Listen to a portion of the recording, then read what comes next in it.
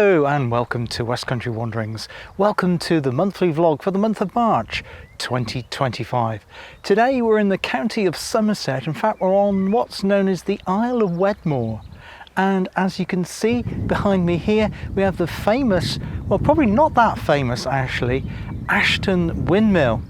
Now, this was restored in the 1950s, but sadly last year we had Storm Bert and it's damaged. You can just see the top of it there. One of the sails of the windmill there. It is actually officially owned by Somerset County Council because obviously a lot of local authorities are struggling at the moment.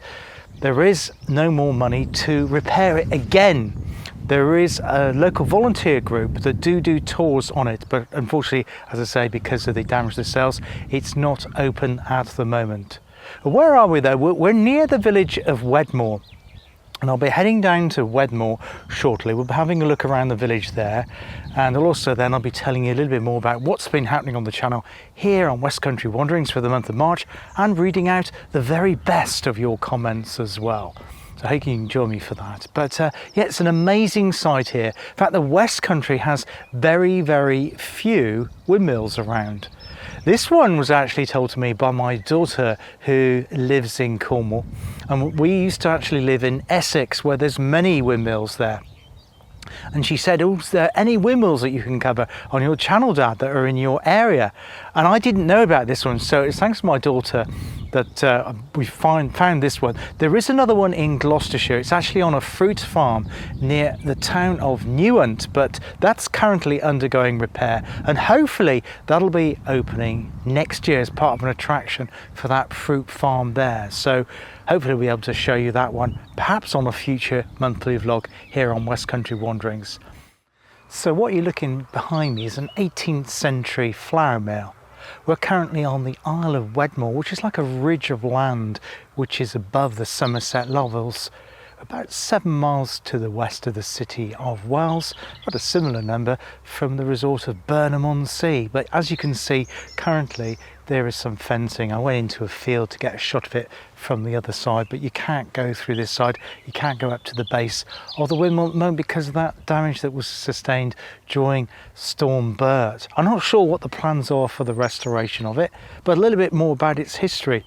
Now, it's been documented that there's been a mill on this site, now not this particular one, since 1312. How incredible is that, going about all that way in time?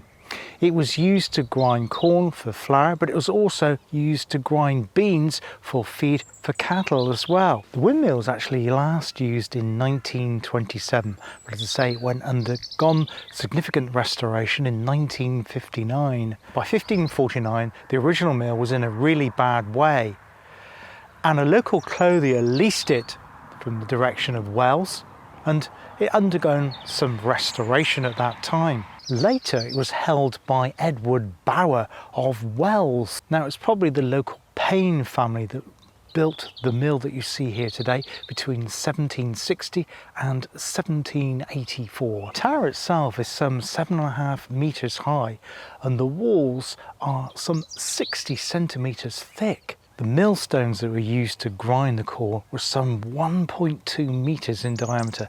Huge, you can just imagine those. Sadly, there's none around the edge so you can actually see them. I have covered a windmill previously on the channel if you wanted to have a look at that. And that's the one at Avencroft near Bromsgrove in Worcestershire, where they've got a rebuilt one there. It was actually moved from another site. I think that might have also been in Somerset. And you can actually go in on that one and they have it working on certain days. Prior to the damage on this one, it was open on certain days by volunteers going inside, but not presently because obviously the fragile nature of the sails that are there.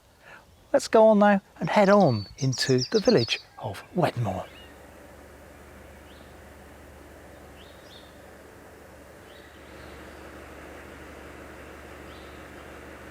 So welcome to the village of Wedmore. We're about 4 miles from Cheddar and about 9 miles from the resort of Burnham-on-Sea. It's a delightful place, full of little independent shops. There's a farm shop just by the camera there, the Bluebird Cafe. There's some more tea rooms down there, a couple of nice pubs really nice high street. One road is closed at the moment for repairs though, but beautiful place, lovely place to share my monthly vlog with you here today.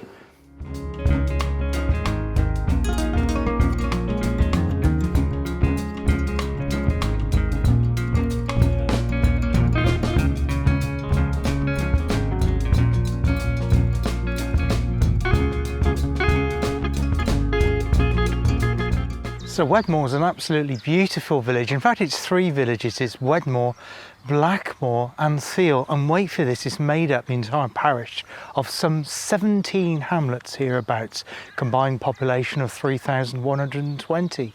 It comes from the Old English word meaning hunting or hunting lodge. So I think there was probably a hunting lodge in this area, as is often the case with the places on the Mendips themselves, a little bit further to the north of here, and indeed here on the Somerset Levels, old ancient hunting grounds. But beautiful place, not that far from Cheddar, where lots of tourists go. I think a few come over, they get a bit of a spin-off from Cheddar here, hence why there's lots of tea rooms and fancy boutiques as that. It's clearly a very, very upmarket village. I think it attracts a few celebrities that lives here as well, but it's a very, very quiet and peaceful place, and it makes a good base for exploring parts of the Somerset Levels and also the Somerset coast, as well as the Mendip Hills. In terms of videos, there's been 13 this month, including one from last month which went up when the video was being recorded for the monthly vlog. And what I thought I'd do this month is actually do them in reverse order. In other words, the most recent one first. But the most recent one first was actually published 30 minutes ago. So it's too early to give you any comments on that at the moment. In fact, that video was a return to the Geopart Way, part 2, from Highley to Bewdley in Worcestershire, but I can't give any comments on that yet. So it's a long video, it's about 55 minutes long. It was certainly a long walk as well. It was over 15 miles. In fact, it was longer than that because I had to do quite a few diversions on it, but it was enjoyable and very, very scenic. And like today here, almost at the very end of March, I'm recording this on Sunday the 30th, the clocks changed last night, so we're going to get some nice brighter and later evenings going forward now, which is always great. Makes it easier for filming too when that's the case. But yeah, so beautiful, beautiful Wedmore. The next video though was one in my Cornwall series, and it was having a wander around the city of Truro. Now surprisingly, with running the channel now 4 years, and because I spent much of my working and living life in and around the city of Truro, this is the first visit I've done in Truro for Westcountry Wanderings, the channel.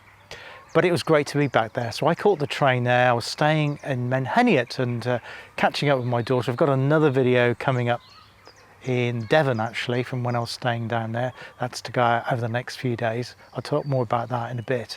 But yeah, I caught the train there with my daughter down to the city of Truro. When we got off the train though, we had a bit of a shock. It was dry on the train journey. When we got off the train at Truro station, and I did my little bit of an intro there with the station behind me, it absolutely pelted it down with rain. I was thinking, no, please, wanted it to be dry. Well, I walked through the city, did some shots in the city centre, the rain eased off, and I went around to a place called Sunny Corner, which is on the Truro River, the tidal river, and the sun came out and it was glorious. The rest of the day was absolutely beautiful, including the wonderful Boscawen Park there with all the tulips in flower. Had a great comment on that video from Faith. My goodness, it's almost 50 years since I visited Truro. I remember nothing about the city except the cathedral. What a charming city. I really, really enjoyed the organ playing. Yes, in fact, that organ playing I got from an organ being played in Truro a few years ago.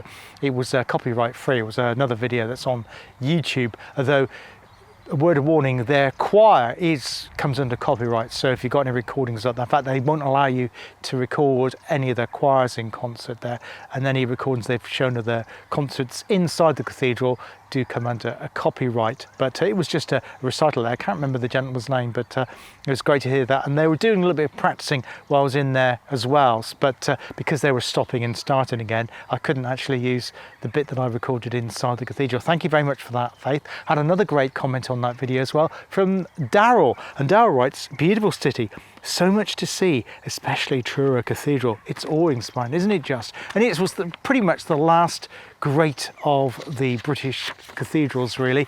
It wasn't completed until 1910, and that meant that it's pretty much old school. All the cathedrals that have come out of that, like Clifton Cathedral, which I actually attended, I sang in the choir at the opening day. I think I've mentioned that before, in Bristol, the Roman Catholic one there, and of course Coventry Cathedral, which was rebuilt after being bombed in the Second World War. They are all very, very modern and quite brutalist architecture. But Truro Cathedral, even though it was built in the 20th century, is very much old school, and it looks much, much older than it actually is in reality. But it's great to be back there again. Thank you, Faith and Daryl, for those great comments. The next video that landed on the channel for this month, going in, say, in reverse order, was the Stroudwater and Thames and Severn Canal. No, it's a bit incongruous, and I've called it Update 17B. The reason for that is because it's an interim one. It wasn't a full update, and I'm hoping to do that. Hopefully that'll end before the end of April, looking at all of the restoration, the projects that have been happening. There's been loads of them, hasn't there, on the Cotswolds Canal. So we're looking at that in more detail, perhaps the end of this month, or month we're going into, or in early May. And it was great there because they had an open morning, courtesy National Lottery. I got a ticket from Eventbrite on my phone, and we had a look around the Western Depot there, near the village of Uffington, and also the work that had been taking place at both Docklock and John Robinson Lock. So much within there, and that new section there that's now in water there on the Stroudwater Canal.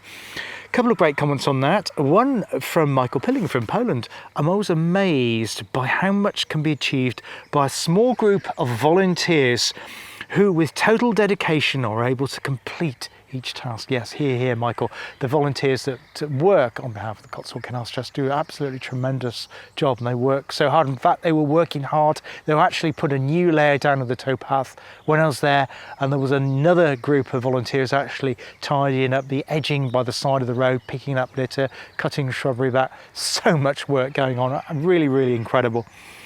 And also a comment from Lee, who has a channel called HVEE4.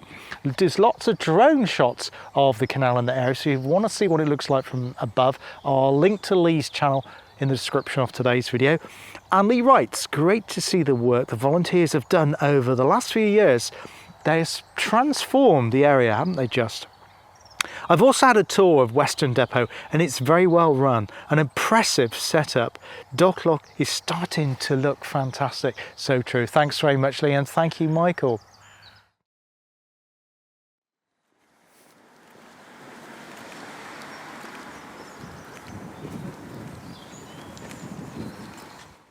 So I've now come round to Wedmore's church.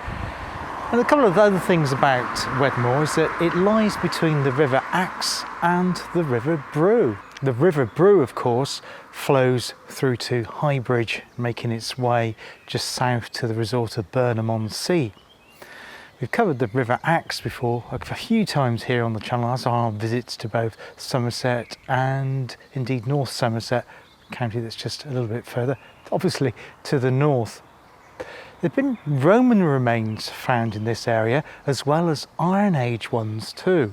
After the Battle of Ithandron, Alfred the Great caused the Viking leader Guthrum and all of his followers to go to a pilgrimage. He made them have a communal baptism in a tributary of the Brew, the River Aller, nearby, and a celebration here at Wedmore. The church here at Wedmore is essentially 15th century, although there's some elements of 12th and 13th century that still survive. The next video on the channel that landed was drifting around Dorchester. In fact, I made a couple of videos in Dorchester in Dorset, more about the second one in a moment. But Dorchester is obviously the county town of Dorset, and I caught the train there via Southampton. Obviously that's just a little bit outside my area, catching a wonderful South Western Railway electric train service going through the beautiful New Forest to land in Dorchester, at Dorchester South.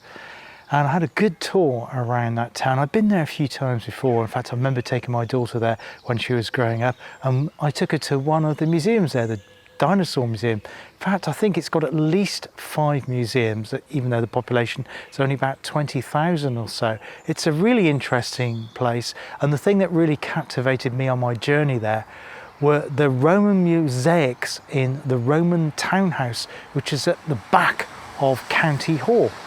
Absolutely amazing. I didn't know anything about it. I did a little bit of research before doing the video, and it said about the hypocaust, which is basically those pillars of stone which they sit the floor on to enable underfloor heating.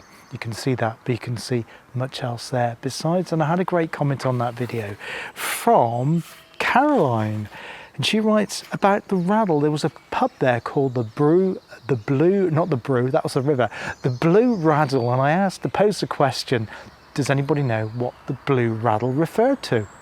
Oh, Caroline writes, the Raddle is the marker put on a ram to tell the farmer which ewes have been serviced. That's changed the ewes every few weeks to enable the farmer to tell when the lambs will be born. Well, that's amazing, isn't it? It's a very useful thing and a very old thing to use to help the productivity for the farmer with their lambs. Amazing. Thanks very much for that, Caroline, and thank you very much if you watched that video of Dorchester. Now, I like to do short bites, and one of the strands of the short bites is looking at photography and different aspects of it, whether it's using a particular lens or particularly photographing a place. Now, it's been in the back of my mind to cover St Paul's in Bristol for some time, not least of which the reason is because there's undergoing a lot of restoration in terms of the buildings in the area, and also the fact that nearly all the videos, and in fact probably all of the videos apart from mine that just went out this month, are very, very negative in terms of highlighting the homelessness, the crime, graffiti, litter, that sort of thing, and they don't mention any of the positives, of which there are very, very many. So I think it's about time that St Paul's had a positive video on YouTube, so that's what I set out to do. So I wandered around there with my camera, taken some photographs of the amazing murals there, which just look absolutely incredible. So I had a great response from that video, really, really positive, so thank you if you watched it. And a couple of comments I'll read out. It's one from Richard Wakely. I spent several weeks in Bristol on my last trip there in 2023 and walked the same streets. Numerous pies and pints in the commercial rooms across the road from the Corn Exchange. And Malcolm Richardson adds, St Paul's inhabitants have struggled against so many obstacles. So true, Malcolm. Not least of which negative stereotypes, and that's what I was hoping to address in the video, to create the vibrant, inclusive community of today. That's absolutely spot on, and that's exactly what I found on my wander there around St Paul's. Thank you both for your comments. Now, Wedmore seems to be a village of festivals and events. At Christmas time, it has a lantern festival, it has a real ale festival, it has a street fair, and also last night they had the Battle of the Choirs here in the church took place on Saturday evening. So yeah, lots of things. I get the sense it's a really, really close community with lots of things going on, lots of events. So really good. And I just met a gentleman there as I was filming here in the churchyard here at Wedmore, asking what I was doing, and basically he's been here, he popped here temporarily. He's actually now been here for almost 25 years, so it has that draw to people, and I can really understand why that is. There's lots of really good walks on this area, so I think in the future we will start or end a walk here from Wedmore, and we'll certainly have a look at that. And there's some fantastic walking country in and around this beautiful village here in the heart of Somerset.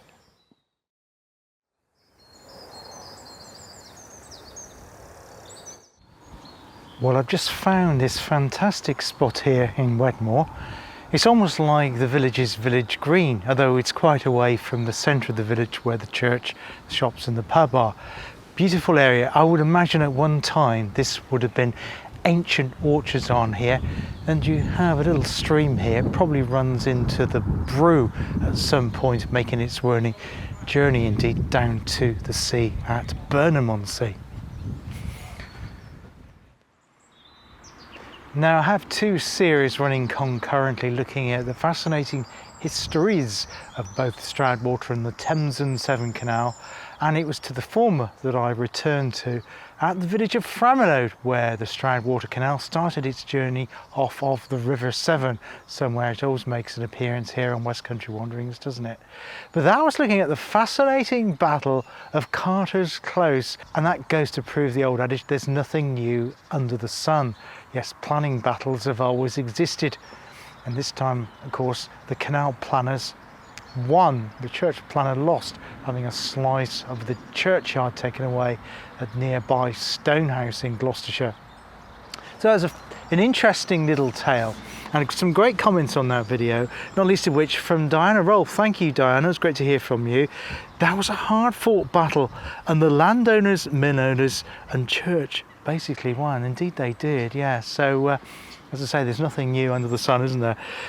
I hadn't had a journey to Wiltshire, well, basically Oxfordshire, but it was kind of Wiltshire to look at a section of the Wilts and Berks Canal. We'll come on to that in a moment. But near there, in what was originally Berkshire, is a beautiful village called Uffington. It now lies in Oxfordshire, and above the village on a hill is a superb white horse. It's very, very minimalistic. So you might think that minimalistic is a newer style, something a bit more modern, but again, no, nothing new under the sun. This one is very, very old indeed. A great comment on that, and it reminded me of something from a channel called Go Attacked C8790, and reminded me that on that hill there, under the white horse, was Kate Bush's amazing video Cloud Busting was filmed with, I seem to remember, one Donald Sutherland, who played her father. In fact, Kate Bush actually played a young lad in the video, and it's a true story. Yeah, go look it up, it's amazing. Incredible story, incredible video, incredible piece of music, but even more amazing is the hillside there. I can understand completely why she was inspired to film it at that spot. Thanks for that comment, and thank you for reminding me of that. Then I like to do a Cotswold once a month, so there'll be another one. I'll be doing one of those in the next week or two, and this time I headed to South Gloucestershire, to the beautiful little village of Cold Ashton, to walk to Marshfield, following along an amazing quiet valley just to the north of the city of Bath. It was an incredible experience because it felt like I had the whole valley indeed to myself. Really, really incredible. Some great comments on that one. One from Andy, and channel is aka Andy Coop 9876. Now I posed a question in that because following the valley were a series of boxes. They were either plastic or metal, and it looked like they'd been put in, well, within the past 10 years or so, and they all had padlocks on them, and there was loads of them dotted all over the valley at random points. And I asked the question, what were these about? Were they something to do with caves or access to some underground military facility? Nothing like that at all. Andy answers the question in his comment. The covered boxes enclose chambers where spring water is extracted. Underneath the boxes are the original cast iron ones, the original lids. I believe the plastic boxes are to secure the water sources from unauthorised access and were installed about 15 years ago. There are very many of them in the local area. Well, that makes sense now you say that, Andy, and I do really appreciate that comment. That's brilliant. Often in a video, I'll look at something and I just want to know the answer. You can't find it online, and I tap into your amazing local knowledge. Though I've travelled over the West Country and lived in many parts of it, in Cornwall, Devon, back where I live now in Gloucestershire, there's lots of it that I don't know. And having hyper local knowledge, if you live in an area for some time, you'll know these things which just aren't available anywhere else. There was a reservoir there built by Wessex Water, I do believe, towards the end of the 19th century, and I wondered if it had any connection to the water supply. Well, indeed it was. So it looks like it was Bath's water supply prior to the reservoir being built, and obviously Bath grew up in the 19th century, hence why they needed a more permanent one. But at one time, those springs were an important source of Bath's water. Thank you very much for that, Andy. I really do appreciate that comment. The 12th video was actually titled England's Oldest, in brackets, or ... South Gloucestershire, in South Gloucestershire. And that was in the village of Tortworth, which is kind of a really interesting place, not least of which has an amazing arboretum and a great cafe there at the farm shop. But close to the church there is a very, very old tree indeed. This tree is a sweet chestnut. It's not a yew tree, it's sweet chestnut. And there's documentation to show it existed for at least 800 years, if not much, much older than that. So yeah, really, really amazing place to see that. And a great comment on that video from a gentleman called M. Cooksley, who actually lives in Tortworth. Good to see Tortworth on YouTube, my home village, and very familiar surroundings to me and childhood playground. One little correction. Julia was the Countess of Ducie, D-U-C-I-E, not Dulcie, as I said in the video. Apologies for that. Thanks for that, very much for that correction. Yes, there is a huge Tortworth court nearby. So the Ducie family have owned that for many, many years. Nearby that, ironically, there's an open prison there and one a bit further away from that as well. But the whole area is very, very beautiful. And I don't think it's often explored. Finally, for this month, we have Lost Railway Walks number 20, and what I think is the best comment of the month. It was actually landed at the very end of February, but as it landed on the day I was filming the vlog, it didn't actually go through as that. And that comment is from Michael Pilling, and I'd like to hand over now to Michael's comment.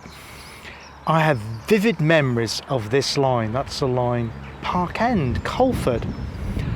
I was between 9 and 11 years old, 1956 to 1959, when I spent every Easter holiday staying at the Angel Inn in Colford. The treat was to watch the freight train at Colford making their way back towards Park End. Pannier tanks mostly working both full and empty mineral trains. As I came from Manchester area, the LMS, the GWR locos were very, very special indeed. The building, as I left Park End in the video, was a Methodist chapel, and the grating over the top was an airbend for an iron ore mine. Thank you very much for that comment, Michael. I really do appreciate that. You really paint a vivid picture there, and I don't think I need to add anything to that. The bells on the church have started going, calling people into the church here in Wedmore. What's going to be happening for the month of April here on Westcountry Wanderings? Well, quite a bit. While I was down in Cornwall the other day, I caught the train with my daughter to North Devon. We had a look at the town of Barnstaple.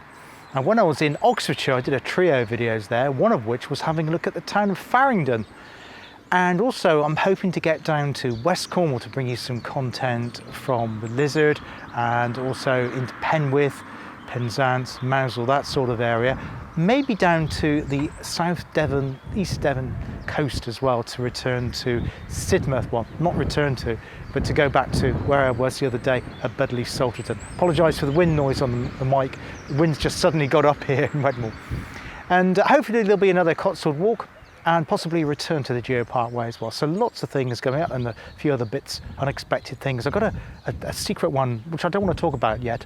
If you've watched me on Facebook, I'll probably give you some hints and tips on that over the next couple of days. But yeah, it might be a bit of a surprising one. I always like to throw in a bit of a curveball, don't I, here on Westcountry Wanderings. Thanks very much if you watch any of my videos at all during the month of March. Really do appreciate it. Thank you for all your comments, likes, shares. And also welcome if you are a new subscriber to Westcountry Wanderings.